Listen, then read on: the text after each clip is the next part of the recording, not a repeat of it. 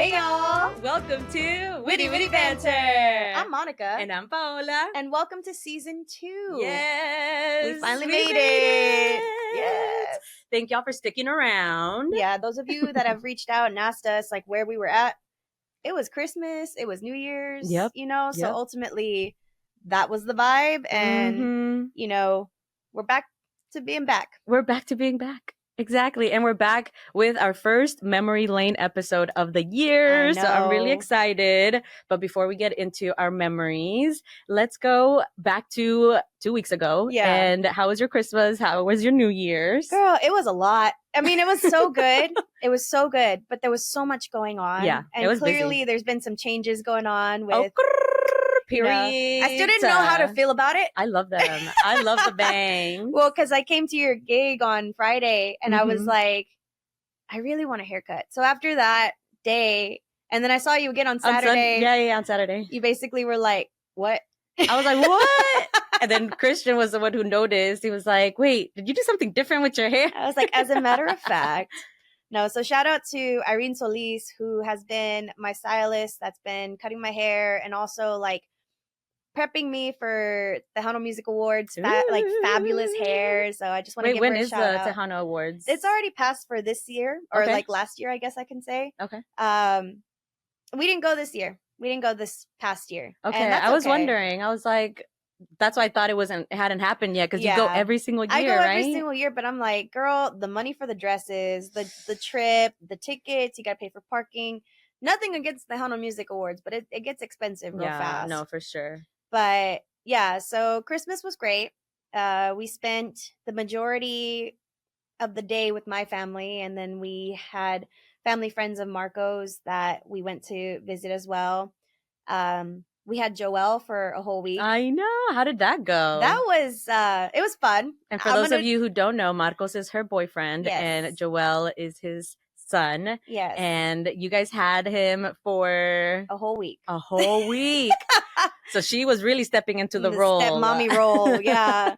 No, and he's a good kid, and thankfully, like, everything went well. He got to see me perform the Sunday before Christmas, and he's a hoot. Aww. Like, he's got a lot of energy. Yeah, because weren't you at the farmers market in Dallas? I was, for the very first time, and also for the very first time of doing a trio. I know. Because girl, my band is like an orchestra. Right. Like, there's like Same. 8 people. Same, yeah.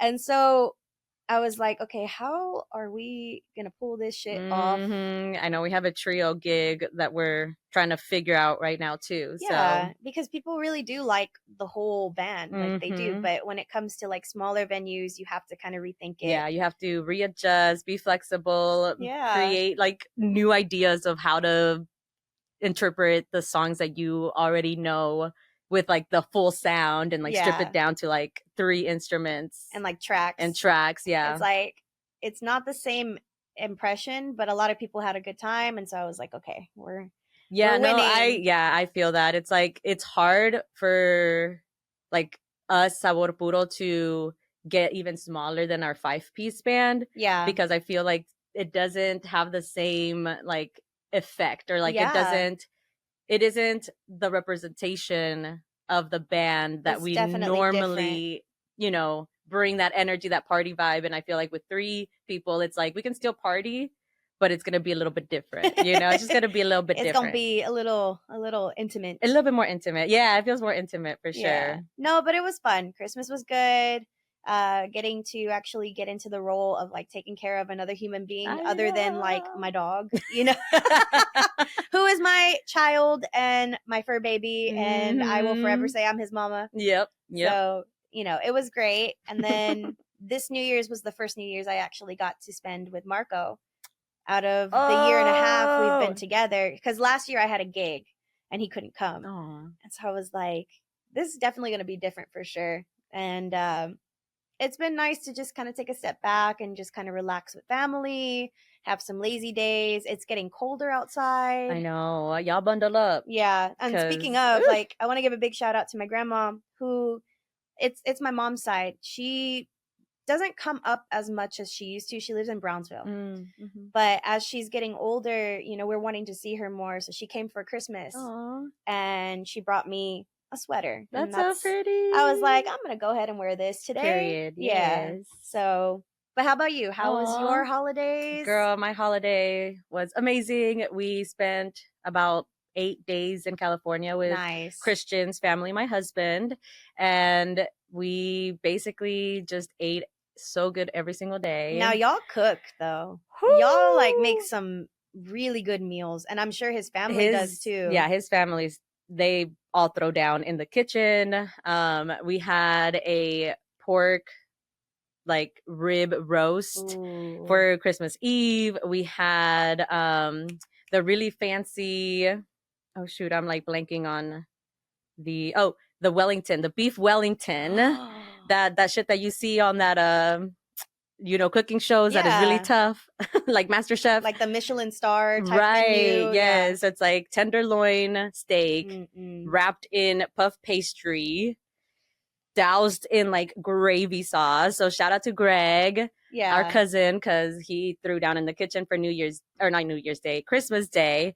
And 2 days after that, we celebrated my birthday over there because my birthday was on the 3rd. It was. And it was amazing. So his Christian's aunt, made a Filipino feast with pancit and adobo wings, and yeah, my soul was happy because like I'm a foodie. Palate, your palate is very very diverse. For me, I'm very simple, and I want them chicken nuggets. macaroni and cheese. You got that? No, but ultimately, I have tried different things. I remember way back in the day when you and Christian first started dating, y'all used to do like a vegan Wednesday. Yes, we used to be vegan on Wednesdays only. We love the meat too much, but you know, one of our friends, Tai, he was going vegan cold turkey and like cutting off meat altogether, and we were like, you know what, we're gonna support you on Wednesdays. Only on Wednesdays though. That was way in the past. We don't do that shit no more. Yeah, we it was good take memories, our protein. Though. It was really good memories. But so your birthday, my birthday show, she's finally in the 30s, y'all, with me. I joined the club. Yeah, she's finally here. Welcome. Thank you. I've been here for like 6 months, but I finally made it. Y'all, I'm late, but I'm here. Yeah. The party don't start till I know. Right? Basically. Okay, Kesha. a little throwback to my quinceañera show, or like my quinceañera dance. That was like the intro to the baile sorpresa. The party don't start. So, had to do it big for my treintañera, as they call it. Basically, my 30th quinceañera. We're going to have video and pictures for sure. But this woman over here, when she goes out, she goes all the way out. And I was so happy to see it. I was so happy to see it. So tell them a little bit about what you did, or like what you decided to do, because she performed at Revelers Hall this past Friday. So what did you decide to do? About a week ago. Hey. So the theme for my birthday party was Death to My 20s. Yeah. And I asked all of my friends to come dressed in black so that we can mourn my 20s. And in true, mourning fashion, I wore a black dress. And it was beautiful. Like a nice sequence with like tulle puffiness on the bottom. Yeah. And then I wore these silk satin gloves that went all the way up to here, of course black as well. And then I wore a veil over my head, as well as like the purple wig. I loved it. Like that popped. The hair. Yes, it really did.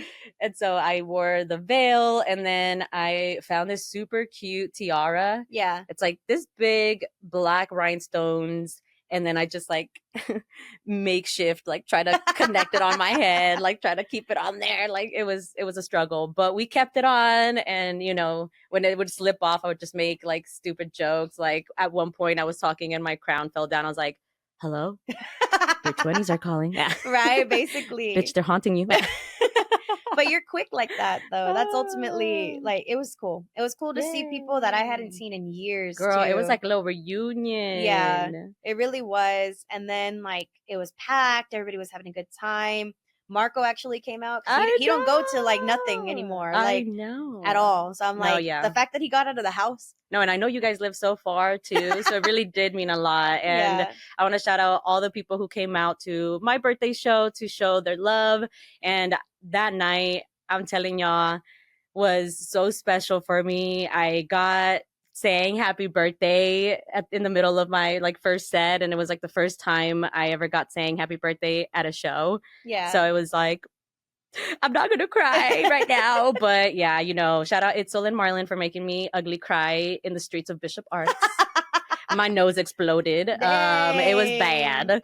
I'm sure Marlon has the video of me opening the gift because she like gave me a canvas of all of the shows that we performed at the state fair. So like it's a canvas, and then it has us, Sabor Puro, with the blue and the white at the main stage, and then it has us at the flight stage, the Bud Light stage, and then me out in the lawn at the main stage with like the first outfit change. Yeah. And so it was like, and then she was very sentimental, and she brought me and Christian sprinkles cupcakes. I should have opened the gift sooner, but I knew that if I opened the gift sooner, you were gonna be it was gonna be over. Mocosa. Yeah, I would have. Yeah, no, I knew that I needed to wait till the end of the night. Yeah, basically. And of course, shout out to Ayana and Christian and Jane for helping me with my tiara situation, because y'all pinned that hoe in. So thank y'all. Thank y'all so much. Shout out to my sister for coming out and always supporting. Love you guys. So it's just been nothing but celebration, nothing but good vibes these past like couple weeks. And for me, the new year was spent with family, and it was just like, at this point in my life, I truly just value quality time. Yeah. Like that's all I want, is like, let's get together, let's do whatever. It doesn't matter what we do as long as we're spending time together, because time is fleeting. There's a lot of crazy stuff in this world that's so happening. much going on. So yeah, New Year's was nice. My parents made tamales, so we've been eating tamales basically every single day for like the past 3 days. Tamales since like Thanksgiving. I love them, but I'm over it. No, my parents, they do really good about only doing it once a year. Yeah. And they choose either Christmas or New Year's to do it, and we just have to wait until they are in the mood for tamales. Yeah. No, when you have both grandmothers making them, and then also, you know, Marco's mom, it's a lot. Dang. It's a lot. Like, it's like a docena here, a docena there, a docena here. Like, you guys got like cut off. Like, I'm done. I love them. Yeah. Don't get me wrong.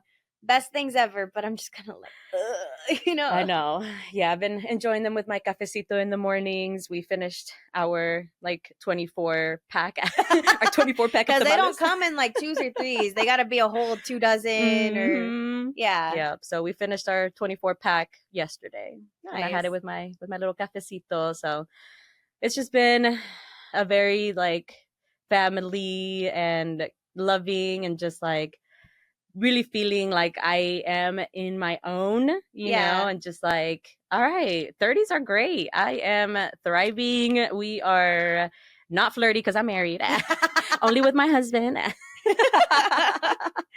But, you know, our 20s were also interesting to say the least. So now we're going to move on, and we're going to talk about our 20s. Yeah, just to kind of go on the cusp of like getting into 30. You do feel different. I mean, a lot of people have been like, it's just another year. I'm like, nah, bitch, like these back pains, you can't tell me nothing.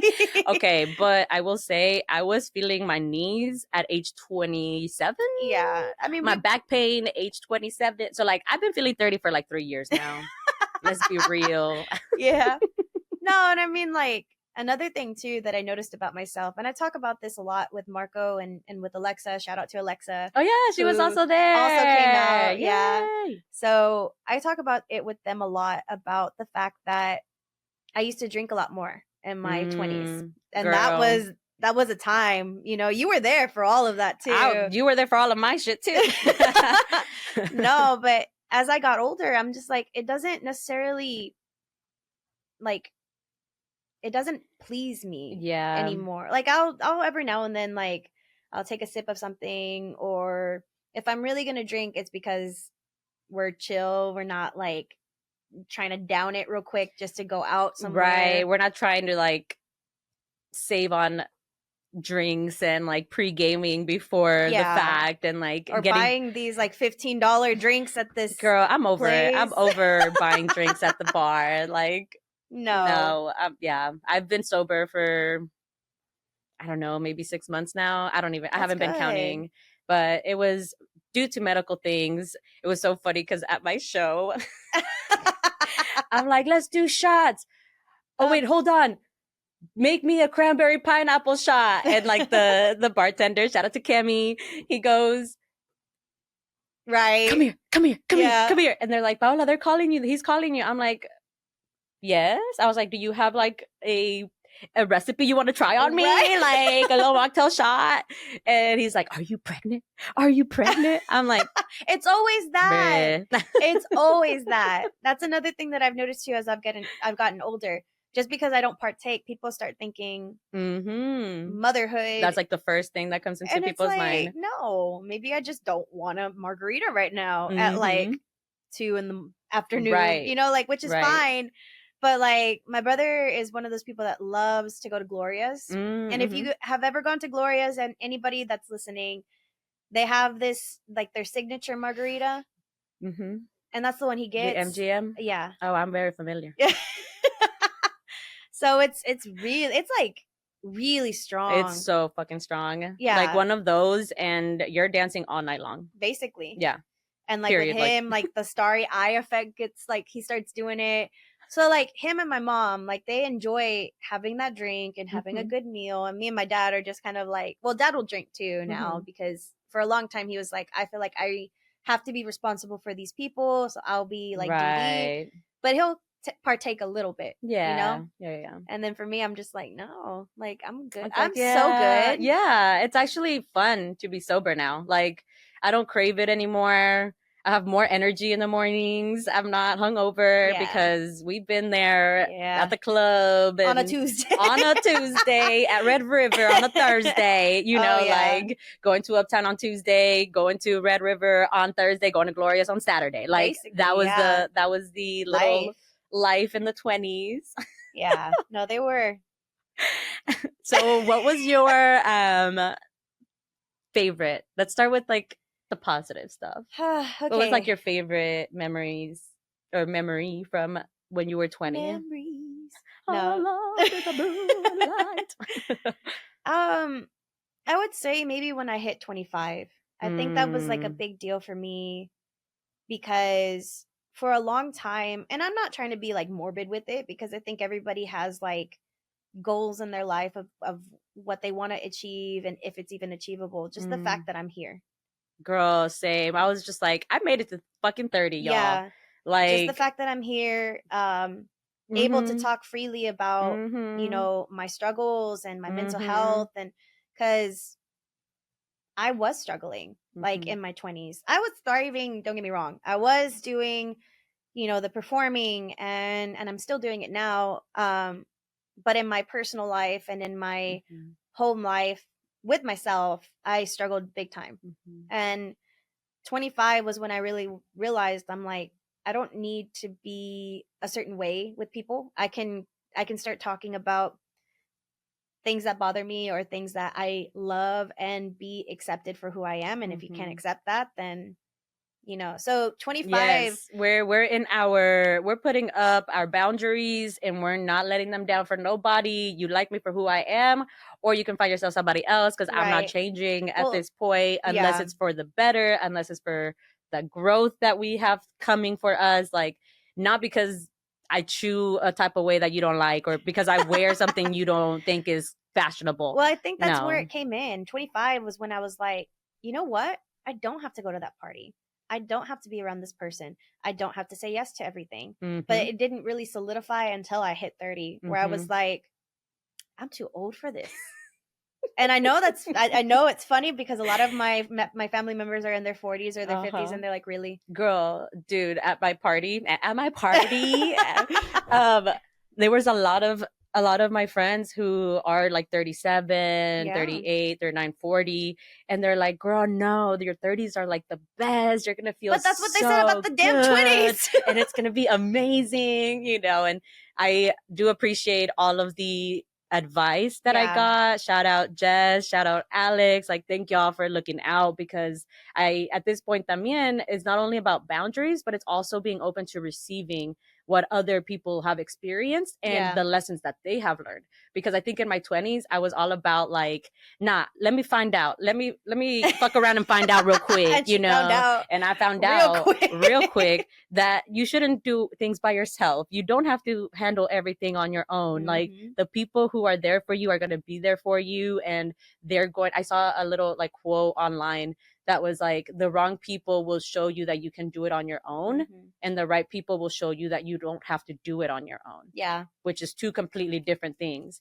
And it's like, in my 20s, I finally realized like, oh yeah, I should ask for help. I should be open with what I'm going through with my struggles, because I'm not the only one going through this human experience. Like, there's so many other people who have gone through what I'm going through, you know? And so it's like, we have to be open to listening to the advice, what other people are telling you. Yeah. Because I'm not trying to make the mistake that you made if you're trying to save me, you know? Because like, at this point, I'm trying to avoid any kind of like conflict or problems. So I am going to listen at this point in time. I am going to take the advice. Is it going to be some of it kind of like condescending or like a little bit like, yeah, I already knew that, but it does help you grow. Right. And I think that like, so my friend Jess was like, girl, you got to start saving your money. You got to make sure like you go on all of the like excursion type of trips, so that in your 40s, you can just go to the beach and relax and like, you know, stuff like that, to where it's like, yeah, I already knew that, because like with my Graves' disease, when I went skiing 2 years ago, girl, I couldn't even go down the fucking bunny slope. Yeah. I was that tired. And it was like eye-opening of like, oh dang, my body isn't going to function the same way forever, you know? And so I have to seek that lifestyle and be healthy for that lifestyle, so that I can use my feet and I can use my hands and I can use my brain in the capacity that I can now. Yeah. Hopefully another 10, 20, 30 years from now too, you know? So yeah, I think listening to advice and listening to what other people are going through is super important. So would you say the year that was like your favorite was 25?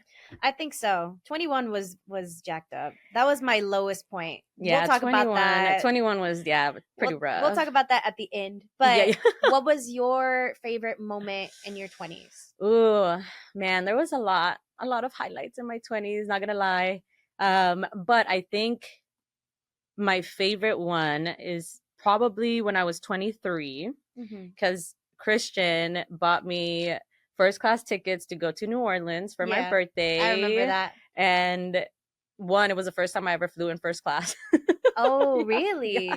I have never either. So it's fine. I know. So it was just like, what? Oh my gosh. You know, and we went on a trip to NOLA and just like was partying it up, you know, getting blacked out here and there. No, I don't think I got blacked out that time. No, not there, but not at home. there, but at home for sure.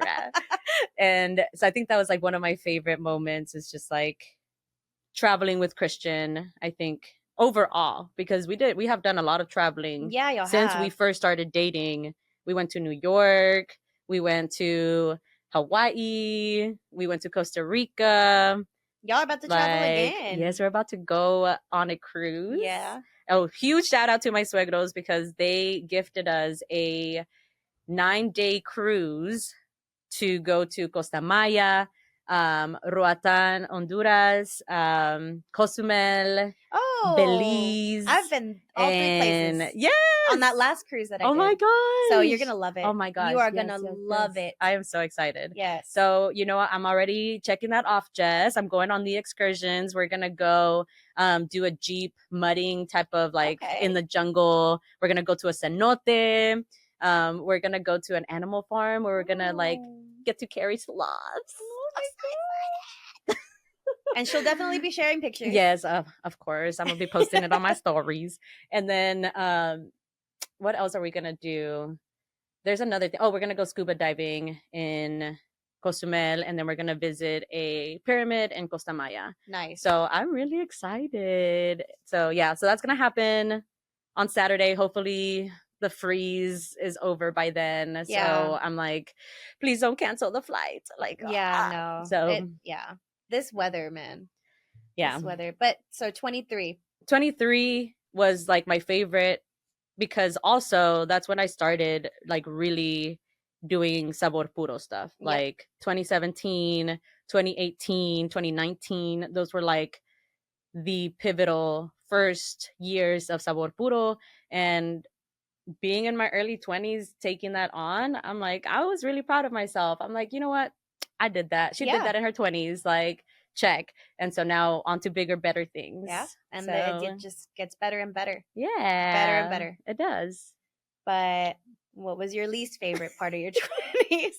I think the amount of drinking I did in my 20s and how many times I blacked out and put Christian through the ringer of like me trauma dumping every time I got effed up, you know, like he's heard my story probably 1,000 times now because I was going through that healing process of like, I was in the not denial of what happened, but like just no, I don't need therapy for this. Yeah. You know, it was that mentality of like, I know therapy is important, but I don't need it. Yeah. I've lived with this for so fucking long that what is it going to be another 20, 30 years I remember feeling like with that what too. I'm holding on to, you know? So it's just like, I'll just drink it, forget about it. But then it's like, no, it causes more damage to the people who are taking care of you while you're effed up, like out of control, don't even know what the hell you're doing.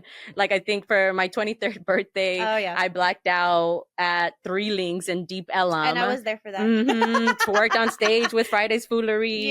Birthday, you know, and like don't remember that at all. Yeah. So it's just like, you know, maybe not blacking out that much would have been nice.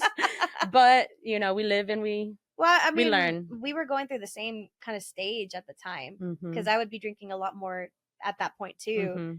And I understand it. I understand the trauma dumping because I still do it. It's one thing that I'm trying to focus on not doing anymore because I think one of the best things I heard was actually yesterday. I had breakfast with Sarah and Gloria, so shout out to them. They're from the band Los Gran Reyes, the trumpet players. Yeah.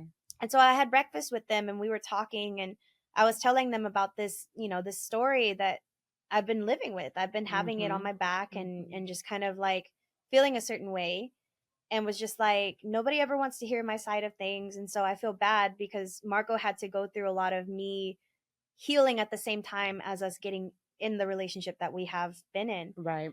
And they both said, but he stayed. Regardless of all of the crap that I was going through or everything that I put him in because I was trauma dumping, they were like, he stayed. Yeah. He sees you for who you are. And I think that that's why I am just so grateful for our guys because like they see us for who we are.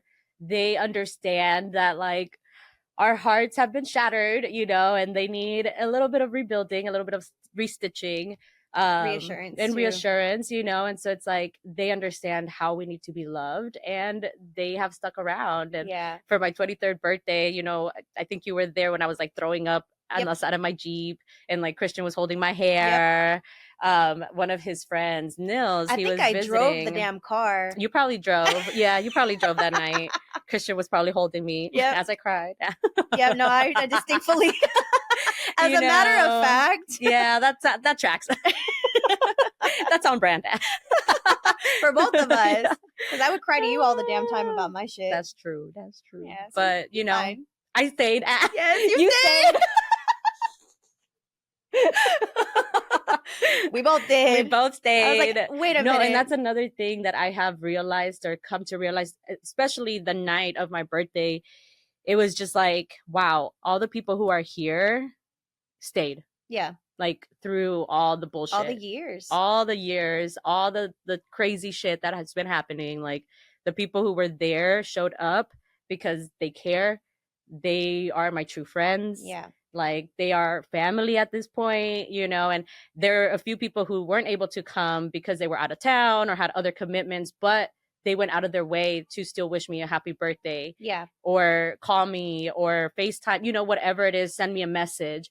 And that to me, it's like the thoughtfulness is what really matters. No, absolutely. It does. It does matter.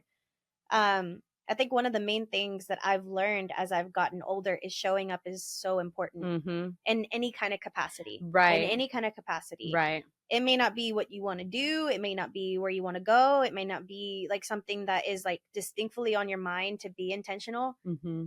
But being intentional and actually showing up for whoever that you care about. Right. That's important. It is important. Oh, let me finish my little story with Nils. So Nils, the next day, because we went out the next day.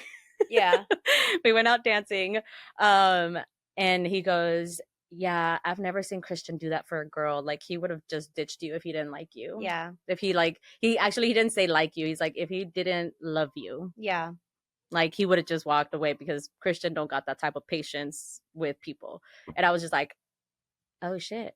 All right, well, let's see how many more times I can get away with it. Now let me push it just a little bit, the button. No, did not do it on purpose. I am sorry, baby. I know I've already apologized, but we are healing. We are healed. I feel like I'm healed, but I know that it's a process. But at least I'm sober. Yep. Yay!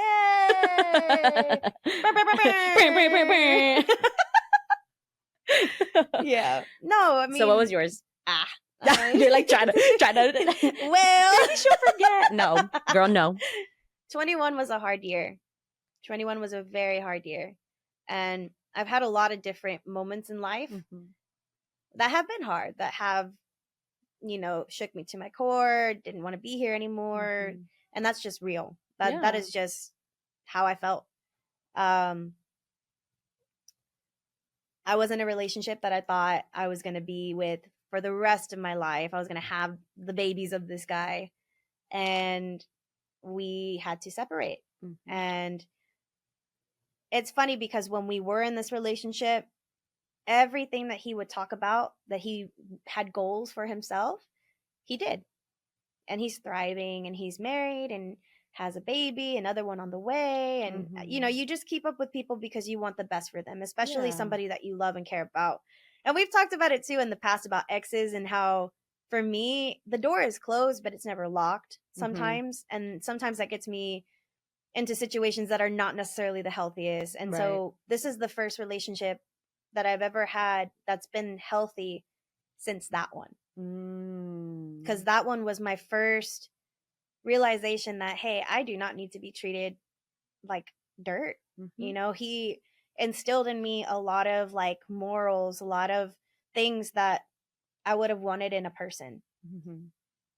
But you don't see those things until you experience them. And once they're gone, you're like, yeah, this is never going to happen again.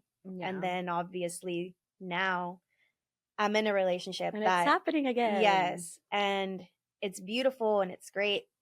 But most of my 20s, like, if I could go back and really talk to myself and tell her, you didn't have to be in relationships just to be validated. Like, you can love yourself. You can take care of yourself. You don't have to have all these people around you. Yes, you want a sense of community, and you want to be loved, and you want to be adored, and you want to be cherished. But I think most of my 20s, I was trying to find love for myself and other people. And it was hard. Yeah. It was hard. 21 was difficult because at that point I was able to drink. And so I took every opportunity. Getting older, having experienced a lot more trauma, different things, it makes you realize, like how I said earlier, I'm still here.